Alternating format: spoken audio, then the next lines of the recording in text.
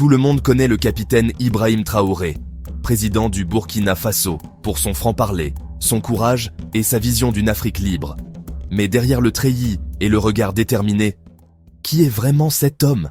Né en 1988 à Bondokui, un village de la province de Mouhoun, Ibrahim Traoré est un fils du peuple.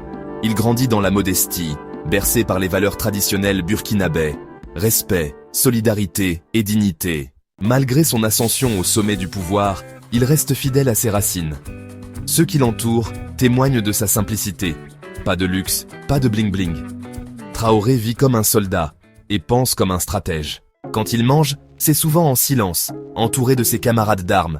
Pas de plats extravagants, du thau, du riz, du poulet ou de la sauce gombo. Des repas locaux, simples, parfois pris à même le camp militaire. Il refuse les menus importés ou les habitudes bourgeoises. Pour lui, manger, c'est se nourrir. Rien de plus. Toujours en tenue militaire, Ibrahim Traoré n'a pas de garde-robe de président classique. Pas de costume cravate, pas de vêtements de luxe. Son uniforme, c'est son identité. C'est son message. Même lors des grandes cérémonies, il garde son béret rouge, symbole de la lutte.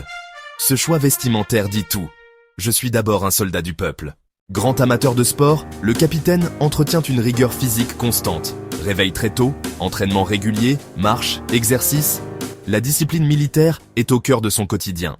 Il aime le football, comme beaucoup d'Africains, mais aussi les sports de combat, les arts martiaux, tout ce qui forge le mental et le corps. S'il prend du temps libre, c'est rarement pour se distraire. Il lit, il observe, il écoute les anciens. Ses proches affirment qu'il passe plus de temps à discuter stratégie qu'à regarder la télévision. Pas de mondanité, pas de fête, sa mission passe avant tout. Ibrahim Traoré, c'est bien plus qu'un président, c'est un symbole vivant. Un homme discret, rigoureux, attaché à ses valeurs. Dans un monde dominé par les apparences, il choisit l'authenticité.